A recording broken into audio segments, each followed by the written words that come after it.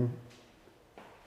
하나님의 말씀 이사야 1장 3절 말씀입니다. 이사야 1장 3절 시작. 소는 그 임자를 알고 나귀는 그 주인의 구유를 알건만은 이스라엘은 알지 못하고 나의 백성은 깨닫지 못하는도다 하셨도다. 아멘.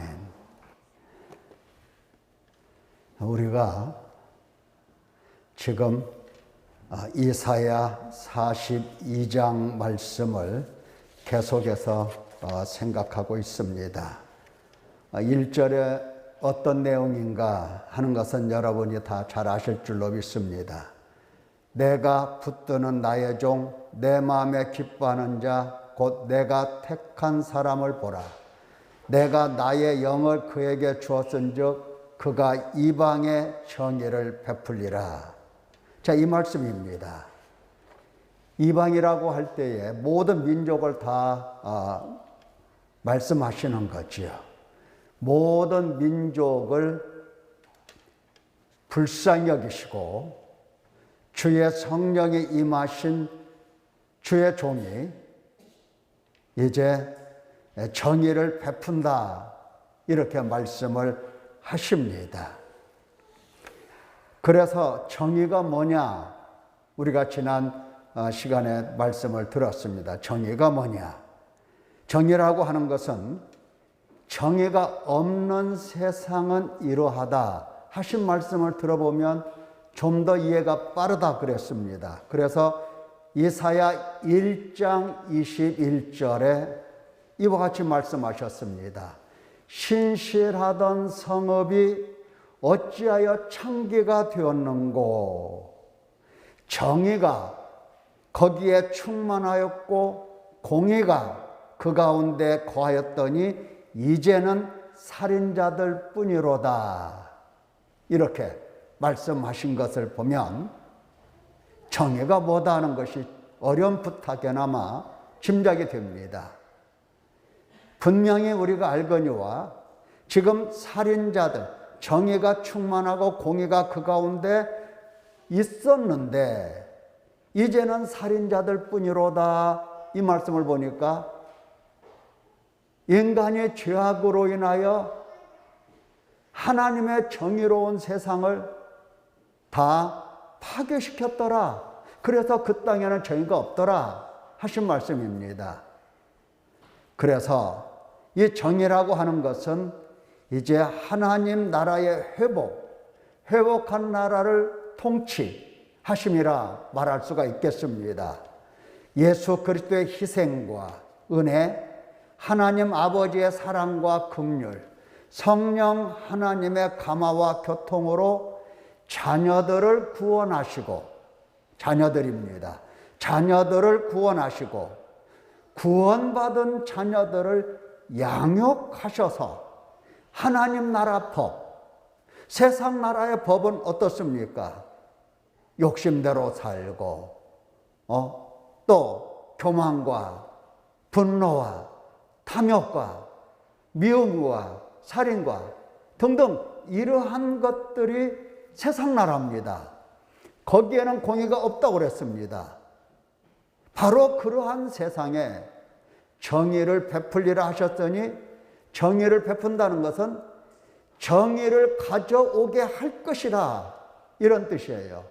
그러니까 정의를 베풀리라 라고 한다고 한다면 그 종이, 택하신 그 종이 와서 정의를 뿌리듯이 이렇게 베풀어 주겠구나, 이렇게 생각했는데 그게 아니라 당신 구원받은 백성들로 하여금 정의를 행하게 하신다는 겁니다. 그러니까 정의를 가져오게 하시는 거죠. 정의를 누가 베풀어요? 하나님께서 베푸시지만 그 정의의 실현은 누가 이 정의를 실현하고 있어요? 그 땅의 백성들입니다. 그러니까 예수 그리스도의 은혜와 희생과 은혜, 하나님 아버지의 사랑과 긍휼, 성령 하나님의 감화와 교통으로 자녀들을 구원하시고 구원받은 자녀들을 양육하셔서 하나님 나라 법을 준수하게 하시는 것. 하나님께서는 예수 그리스도를 통해서 하나님의 나라를 회복하게 하셔서 회복된 그 백성들이 하나님의 나라의 법을 준수하게 만드시는 겁니다. 하나님 나라 법은 어떻습니까? 하나님을 사랑하는 게 가장 큰 법입니다. 하나님을 알고 하나님을 사랑하고 하나님의 사랑 안에 머물고, 이것이 하나님 나라의 가장 큰 법인데 바로 그 법을 지킬 수 있는 사람 만들어 내시겠다는 것입니다. 그러니까 예수 그리스도께서 정의를 베풀리라 하셨는데 그냥 당신 백성들도 없고 아무것도 없는데 그분 혼자 정의를 베풀어 주신다, 그런 의미가 아니다 이 말입니다. 당신 백성들로 하여금 어찌하든지 하나님을 사랑하게 만드시겠다는 겁니다.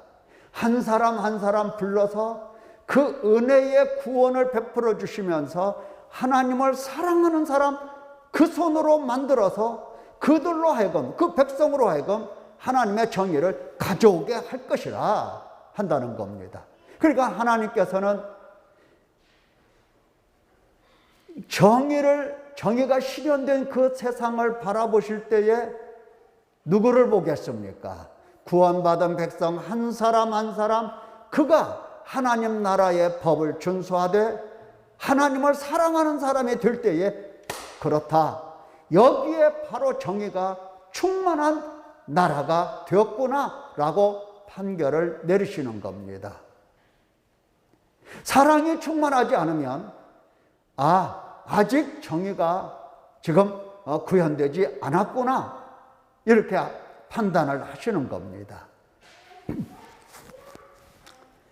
자, 이와 같은 내용을 먼저 우리가 이해를 하면서 오늘 본문 이야기를 들어보도록 하겠습니다. 이사야 1장 3절에 소는 그 임자를 알고 나귀는 그 주인의 구유를 알건만은 이스라엘은 알지 못하고 나의 백성은 깨닫지 못하는도다 하셨도다. 지금 하나님께서 누구에 대하여 이와 같이 말씀을 하고 계십니까? 나의 백성이에요. 나의 백성. 하나님이 택하신 그 백성들의 문제입니다. 예, 소보다도 못하죠. 하나님 백성들이 소보다도 못하고 그리고 나귀보다도 못한 겁니다. 사람을 판단할 때도 그런 말을 많이 사용합니다. 저 인간 짐승만 또 못해, 이렇게. 짐승만 또 못해. 예. 하나님께서도 지금 소와 나귀를 말씀하시는데 그보다도 못한 당신 백성들을 지금 상대하고 계시는 겁니다. 소보다도 못하고 나귀보다도 못하니 짐승 취급하면서 짐승 도살하는 것처럼 다 도살해서 지옥불에 던지면 좋은데 이와 같이 못한, 짐승보다 못한 인간을 하나님은 대하시면서 그 정의가 없는 사람들로 하여금 정의를 가져오게 만들어내시는 겁니다. 하나님의 뜻이 이루어지겠습니까? 아니면 하나님의 뜻이 실패하겠습니까? 여러분 판단이 어떻습니까? 하나님의 뜻은 실패하는 적이 없습니다. 짐승보다 못한 인간을 짐승보다 더 우월한 존재로 만들어내시는 하나님 손에 의해서 사람이 되어가는 겁니다. 어떤 사람이 되어간다? 예수 그리스도의 형상을 닮은 하나님의 백성이 되어간다 하는 것입니다. 자, 먼저 이 말씀에서 몇 가지 단어 뜻을 살펴보는 것이 유익할 것 같습니다. 여기 보면 임자가 나오죠. 소는 뭐를 안다? 임자를 알아. 여러분, 보통 소는 어떻게 이렇게 소유하게 됩니까? 아무것도 없는데 소를 어디서 갖고 와요? 그렇죠. 돈 주고 삽니다. 돈 주고 사요. 돈 주고 사서 그 주인이 취득한 그 소유주가 되는 겁니다. 그리고 내 것이라고 하는 이 소유권을 이전까지 다 해놓은 상태, 이게 바로 임자입니다. 여러분들 소 자세히 보면 소 등에, 옛날에는 등에 뭐가 찍혀 있었죠? 뜨거운 인두로 표시를 해놓습니다. 이거는 내 거다, 내 소다, 이렇게 확인하고 확실히 하기 위해서 소 등에다가 소유주들이 각각 자기 나름대로의 사인을 만들어 가지고 도장을 딱 찍습니다. 야곱이 삼촌 집에서 양을 칠 때에 야곱의 것은 표가 나도록 약조를 했어요. 삼촌하고. 그게 뭡니까? 얼룩진 것. 바뀌려 바꿀 수가 없죠. 임자는 바로 그거예요. 임자는 자기를 돈 주고 산 주인을 임자라고 하고, 그 임자는 취득한 소유주가 되고, 소유주가 되었더니 이거는 내 거다 하고 딱 소유권 이전을 하는 겁니다. 누가 이 재산에 대해서 가타부타 할 수가 없어요. 그게 임자입니다. 돈 주고 사는 거. 자, 그 다음에 또 주인이 나오죠. 임자와 주인, 뜻이 비슷비슷합니다만은 약간 달라요. 여기 임자에 대해서 이 주인이라고 하는 말은 바알이라는 뜻인데, 바알하면 여러분들 무슨 생각나요? 이방 사람들이 신으로 섬겼던 바알신이 생각날 겁니다. 사람들이 왜 바알신을 섬겼겠어요? 양식을 주고, 바알이 양식을 주고, 보호하고, 복을 주고, 의지하고, 마치 남편을 신뢰하고 의지하는 것처럼 그렇게 신을, 우상을 바알이라고 불렀고 내 주인이라고 했던 겁니다. 여기 주인이라고 하는 것은 바로 바알이에요. 그러니까 나귀는 주인의 구유를 알아.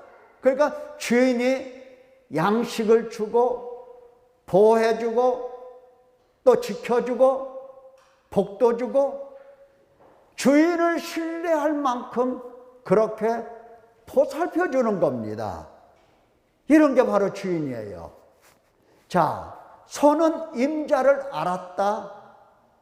누가 내 소유주인 줄 알아요. 나란 소유권을 누가 가졌다는 것을 알아요. 그래서 소는 아무나 따라가지 않습니다.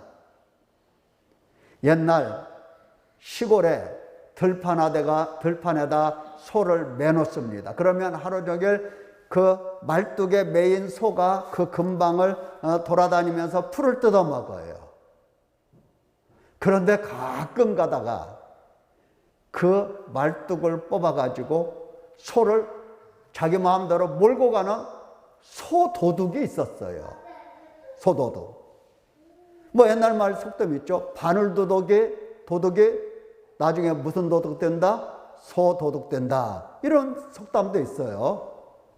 소를 훔쳐가는 사람이죠. 근데 도둑이 소를 끌고 갈 때에 이 소가 꼬리를 흔들지 않는답니다. 꼬리를 엉덩이에 탁 붙이고 긴장한 상태로 끌려간대요.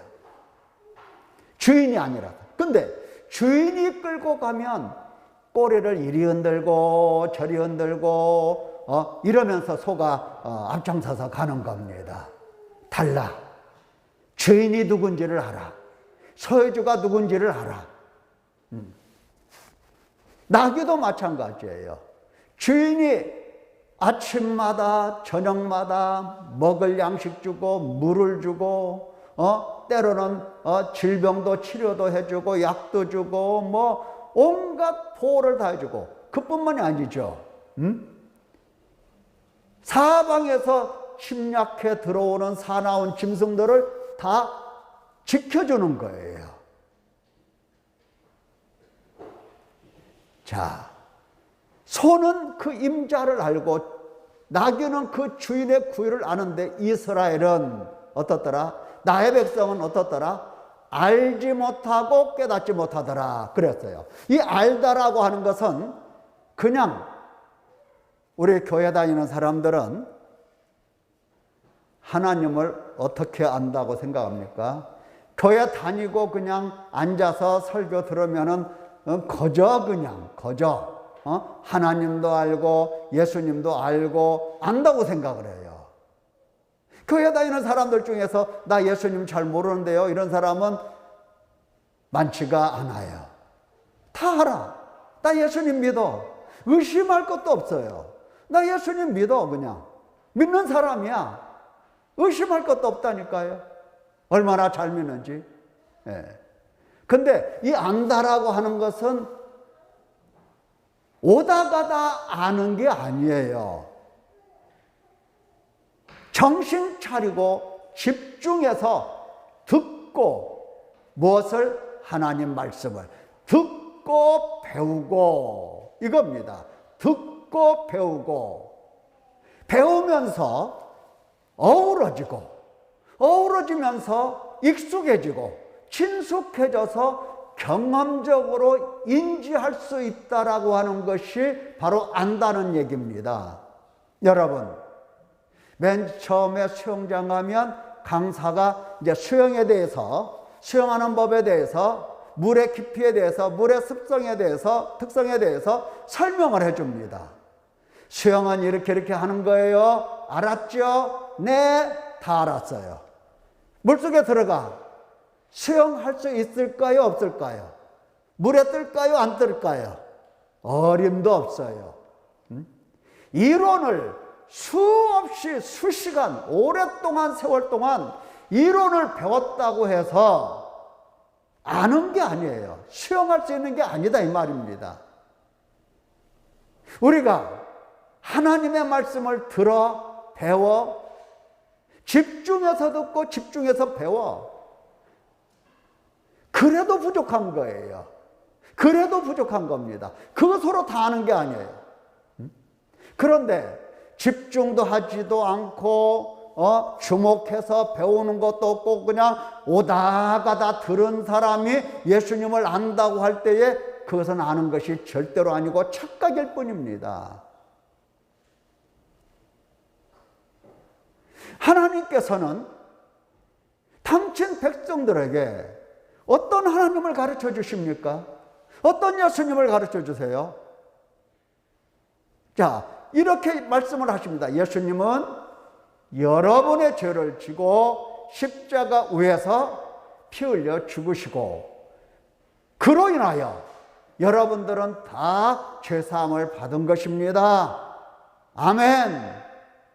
그러면 이렇게 아멘 했다고 해서 예수님을 아느냐? 그건 이론이에요. 이론.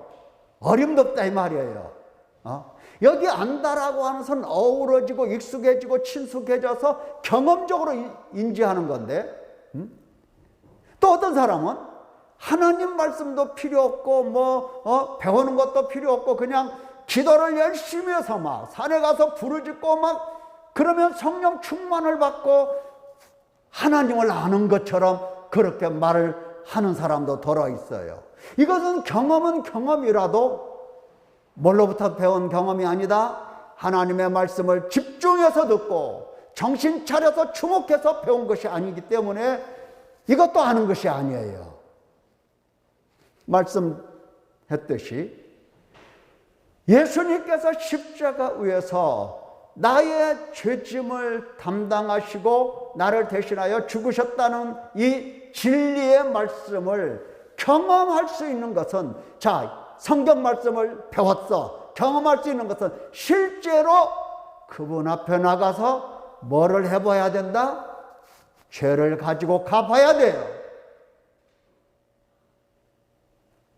어떤 사람은 회개 딱 한 번만 하면 된다 말하는 사람도 있어요. 이제 그 사람들은 아주 대단한 사람들이에요. 한 번에 막 죄를 다 그냥 앞으로 지을 죄까지 다 용서받고 한 번에 그냥 다 예수님을 경험할 수 있는 것처럼 이야기하는데, 글쎄요, 그럴 수가 없는 겁니다. 그럴 수 없는 거예요.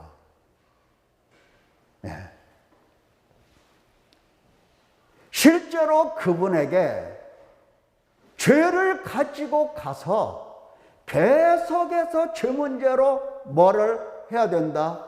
자백하고 회개하고 마음 짓고, 그래서 그분이 죄를 용서하시고 용서하시고 용서하시고 용서하시고 용서하시는 이 거듭된 지속된 용서 속에서 우리는 점점 하나님이 익숙해지고 예수님이 익숙해지고 친숙해져서 경험적으로 주는 자기 백성을 저희 죄에서 구원할 자이심이라 하는 사실을 깨닫게 되는 겁니다. 알게 되는 거죠.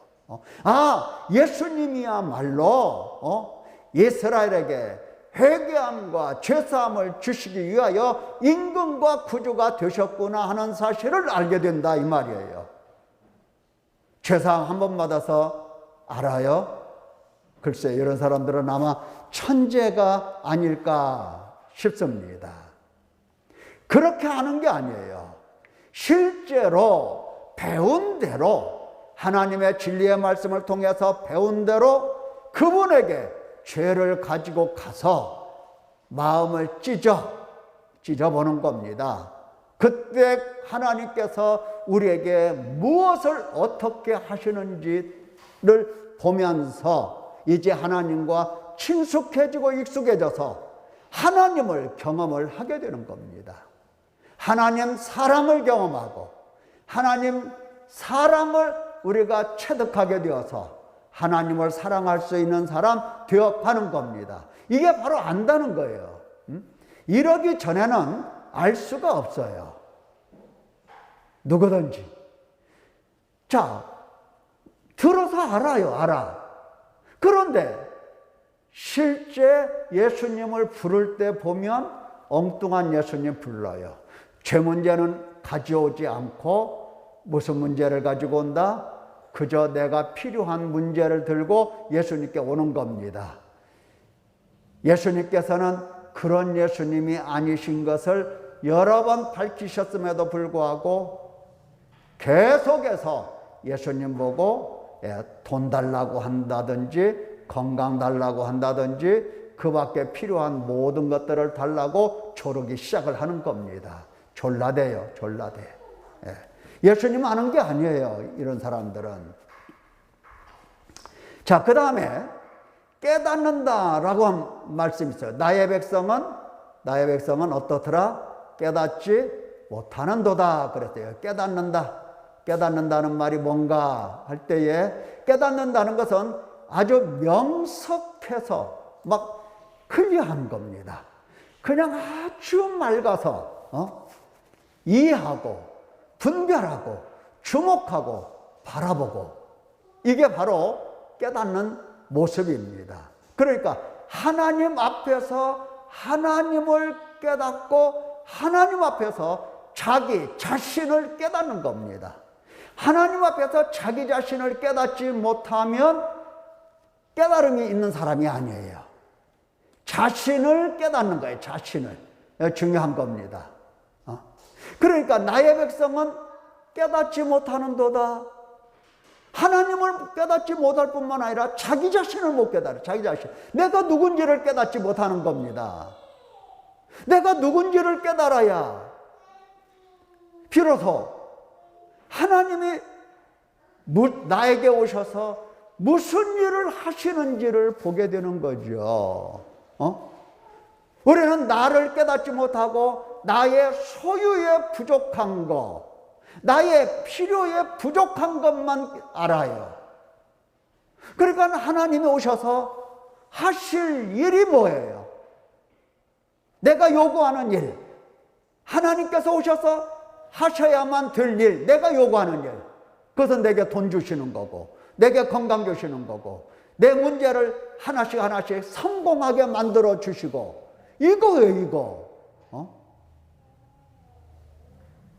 엉뚱하죠? 예. 깨닫는다는 것은 지금 하나님께서 말씀하실 때 깨닫지 못하는도다 하신 말씀은 각자 자기 자신을 깨닫지 못한다는 겁니다. 내가 누군가, 내가 누군가. 하나님 모릅니다. 내가 누군지를 모르면 하나님을 누구도 알 수가 없어요. 하나님이 오셔서 일해도 몰라요. 내가 누군지를 모르는데 하나님이 나에게 오셔서 일하시는 거 어떻게 보겠어요? 그래서 하나님 백성은 무지한 겁니다. 무지무지하게 무지한 거예요. 자, 백성의 이 무지에 대해서 하나님은 먼저 탄식을 하십니다. 탄식, 하나님께서 탄식하신다. 2절에 보니까 하늘이여 들어라, 땅이여 귀를 기울이라 말씀하시죠. 하늘이여 들어라, 땅이여 귀를 기울이라. 얼마나 통탄하시면, 얼마나 하나님께서 한탄하시면 하늘, 땅을 불러들이시겠어요. 사람도 억울하면 마지막으로 호소하는 데가 어디입니까? 하늘이에요, 하늘. 하늘은 다 안다. 하늘은 내 마음을 안다. 뭐 이렇게 얘기를 해요. 하늘이 자기 마음을 다 안다고 그래요. 억울하면 그렇게 말을 해요.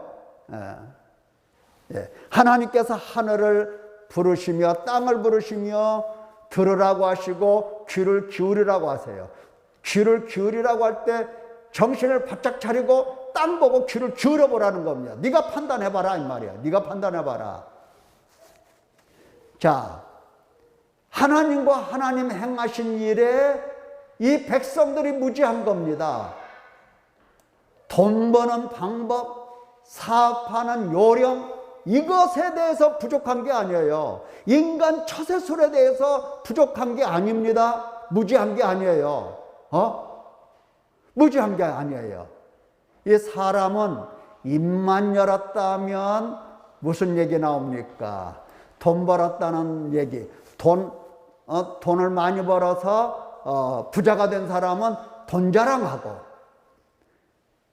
죽으라고 이랬는데 돈 한 푼도 못 벌고 거지가 된 사람은 원망하고 탄식하고, 책 한 권 써도 모자란다고 얘기하면서 자기 한탄을 이야기하는 겁니다.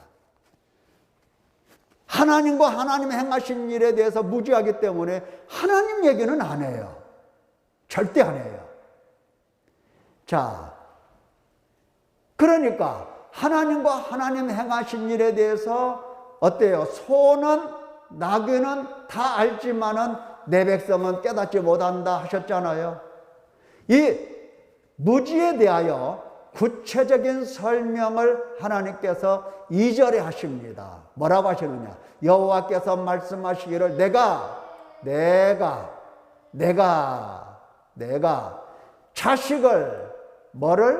자식을 어떻게 했다? 양육하였다 말씀하시는 겁니다. 여러분, 하나님께서 내가라고 하면 정신 바짝 드는 겁니다.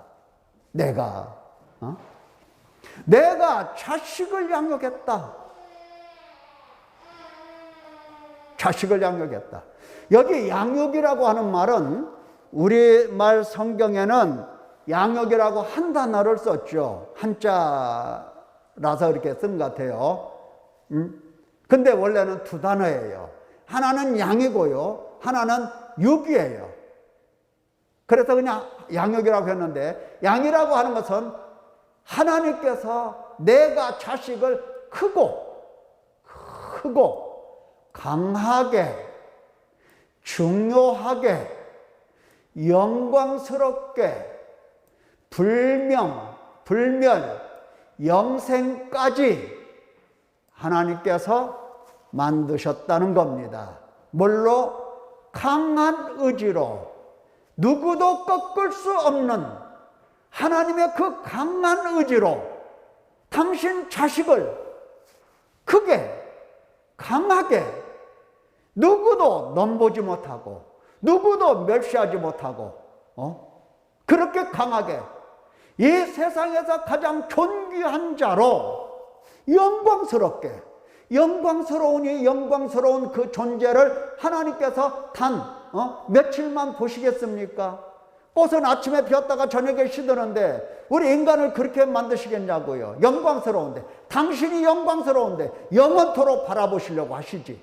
그래서 영원 불별 영생까지도 하나님께서 다 주시려고 이렇게 하신 겁니다. 그것을 하시려고 했어요. 육이라고 하는 것은 이렇게 크고 강하고 중요하고 영광스럽게 하실 뿐만 아니라 기르시는 겁니다. 쓸모없는 것들. 아까 정의가 있다고 그랬어요? 없다고 그랬어요? 없다고 그랬어요. 정의가 없는 그들을 붙잡아서 죄와 허물로 죽은 당신 백성들을 붙잡아서 어떻게 하신다? 길러내시는 겁니다. 존귀한 위치에로 끌어올려서 영광스럽게 하시는 겁니다. 하나님은 이 두 가지 일을 아주 강한 의지를 가지고 강한 의지를 가지고 이 일을 해내시고 계시는 겁니다. 오고는 세상에서 하나님은 이 일을 계속하고 계세요. 사람 같으면 안 합니다. 안 해요. 한두 번 말해서 말 듣지 않으면 상대 안 해버려요. 그렇잖아요? 사람은 그렇습니다. 그런데 하나님께서는 의지가 얼마나 강한지 당신 의지를 접지를 않으세요. 그리고 인간의 죄와 허물로 죽은 인간, 다시 말하면 사탄에게 매여서 육신에 속해서 죄 아래 팔려서 사망의 몸인 자들을 꺾으셔서 그를 새롭게 지으시는 겁니다. 하나님의 강한 의지로 그와 같이 하시는 거예요. 새롭게 지으시는 거예요. 그런데 백성들의 무지가 뭐냐면은 이와 같이 하나님과 하나님 행하신 일을 모른다는 겁니다. 이게 무지예요. 돈 버는 법을 모른다? 그렇지가 않죠. 다 알아요. 아주 지혜가 많아요. 어떻게 하면 어디에 투자하면 돈 얼마가 남고, 뭐 요새 그 뉴스를 보니까 뭐 잘 모르겠는데 뭐 비트코인인가 무슨 뭐 가상화폐 있잖아요. 그게 많이 떨어졌다고 뭐 국가적인 차원에서 보호를 해야 된다 뭐 뉴스에 막 나오기 시작하는데 이게 무슨 얘기인지 잘 모르겠어요. 빠삭합니다. 돈이라면 사람들 눈 돌아가요. 돈이라면 죽은 송장도 벌떡 일어나지 않을까 싶어요. 그만큼 돈을 사랑하는 세상이 돼버렸어요. 돈을 사랑하는 세상. 이렇게 잘 아는 사람들이 하나님의 양육에 대해서, 다시 말하면 하나님과 하나님의 행하신 일에 대해서는 전무해요. 전무. 너무나 무지하다 이 말이에요. 그 무지의 결과가 무엇을 초래했습니까? 하나님을 거역합니다. 무지해서 그래요. 무지해서 모르니까 하나님을 거역합니다. 여호와를 버립니다. 버려. 이스라엘의 거룩하시니 차마 인간이 어떻게 그를 대할 수가 있겠습니까? 너무 거룩하신데. 그런데 이 거룩하신 이를 만월히 소홀히 여겨요. 등한히 여겨요. 멸시하는 겁니다. 하나님을 멸시해요. 하나님이 그러셨다. 그럼 벌벌 떨어야 되는데 콧방귀도 안 껴요. 순종? 글쎄요. 아주 멸시를 하는 겁니다. 하나님을 멸시를 해요. 멸시하고 멀리 하고 가까이 오지도 않아. 멀리 하고 아예 물러가 버려. 여러분, 이렇게 육신을 따라서 멀리 가버린 사람들, 무지해서 천국 갈까요, 못 갈까요? 구원의 날에 구원 받을 수 있을까요, 없을까요? 구원 받을 수가 없는 겁니다. 그래서 구원 받을 수 없는 자를 하나님은 포기한다, 안 하신다? 포기하지 않으시고 끝까지 붙들고 멀리 가는 그 뒤통수라도 잡아 당기면서 꺾으셔서 그를 이제 깨닫도록 알도록 무지에서 명철로 지혜로 총명으로 총명만 주셔서 되지 않죠. 그에게 힘과 능력을 같이 주셔야 됩니다. 그래서 하나님께 돌아오거든요. 그래서 모략과 재능의 신인 여호와의 영이 임하셔서 잡아서 데리고 나오시는 겁니다. 죽음에서 데려 나오시고 심판에서 데리고 나오시고 영원한 지옥 형벌에서 데리고 나오시는 겁니다. 이 물러간 멀리 물러간 인간들, 저만 같아도요 물러가는 인간을 다시 안 불러드릴 겁니다. 갔으니까 시원하지 뭐. 얼마나 시원합니까? 네? 얼마나 시원해요. 너무 시원한 겁니다. 그런데 하나님께서는 포기가 없어요. 10년 포기 안 해요. 30년 포기 안 해요. 70년 포기 안 해요. 포기 안 하십니다. 죽는 날까지 포기 안 하십니다. 그래서 그로하여금 정의가 없는 이 인간에 대해서 정의를 행할 수 있는 사람 만들어내시는 겁니다. 하나님께서. 무지의 결과가 무섭죠? 무서운 거예요. 하나님을 찾지 않으면 예수님을 믿는다라고 하는 말이 그게 무슨 효과가 있는 말이 아니에요. 하나님을 찾지 않으면 하나님이 누구신가? 하나님이 무슨 일을 행하셨는가? 이것에 대해서 연구하고 탐구하지 않으면, 하나님을 찾지 않으면 물러갈 수밖에 없습니다. 누구라도 그래, 누구라도. 뭐 신학을 했다 소용없어요. 유명한 신학자들 중에서 하나님 죽었다고 말하는 사실 신학자들 집단도 있잖아요. 집단들. 자유주의 집단들도 있고요. 별의별 사람들이 다 말아요. 왜 그런가? 공부는 많이 했어도 하나님을 찾은 일이 없어요. 몰라요. 그래서 물러가는 겁니다. 이와 같이 무지한 백성들에게 결국은 하나님께서 어떻게 하십니까? 진노와 징계로서 이제 다스리십니다. 그렇지 않으면 죽으니까 때려서라도 데리고 나오시는 겁니다. 너희가 이사야 1장 5절 6절 너희가 어찌하여 매를 더 맞으려고 지금까지 맞았습니다. 근데 더 맞으려고 폐역을 거듭하느냐?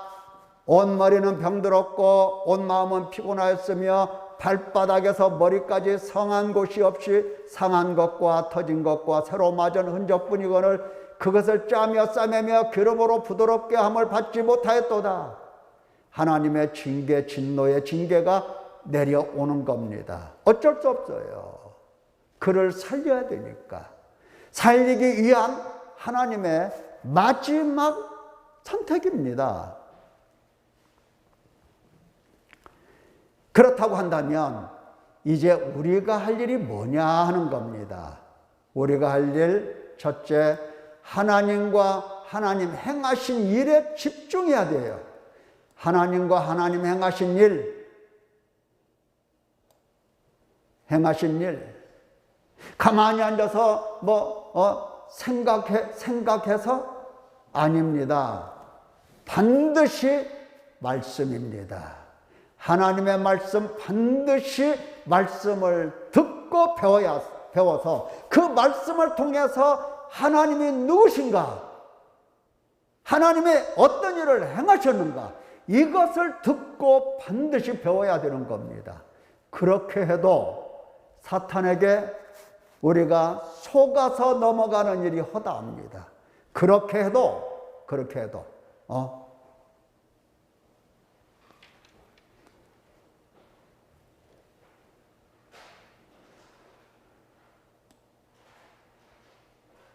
인터넷에 보니까 몇 사람들이 뺑돌러 앉아서 좌담회 하는 것 같아요. 뭐에 대해서 좌담회 하나 보니까, 슬쩍 보니까 성육신에 대해서 좌담을 하는 것 같아요. 예수 그리스도의 육체로 오심, 이에 대한 이제 좌담을 쭉 하면서 구약에 이렇게 예언했고, 이렇게 예언했다 하면서 마지막은 무슨 얘기하느냐. 그러므로 예수 그리스도께서 사람 눈에 보이는 육체로 오셔야 된다, 이렇게 얘기를 해요. 그래서 깜짝 놀랐어요. 뭔 저런 이단들이 앉아있나. 성육신은 이미 예수 그리스도 안에서 끝났는데 아마 그들이 주장하는 누군가가 또 있는가 봐요, 교주가. 그러니까 사람의 몸을 입고 오셔야 된다. 구약 성경의 예언을 쭉 들어서 이 얘기를 하는 거예요. 그러니까 성경에 대해서 오다 가다 성육신 한두 번 들은 사람들은 그렇게 해서 이 땅에 육신을 입고 이제 성육신 하시는가 보다, 이렇게 생각을 할 겁니다. 그래서 바로 이 사람이 그분이다 이렇게 해버리면 다 넘어가요.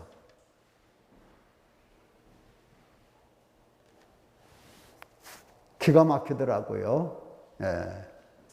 반드시 하나님과 하나님이 행하신 일을 말씀을 통해서 듣고 배우는데, 듣고 배운다라고 할 때 가만히 앉아서 듣고 배우는 것이 아니라 배운 대로 우리가 순종해서 과연 그러하도다라고 우리가 아는 데까지 가야 되는 겁니다.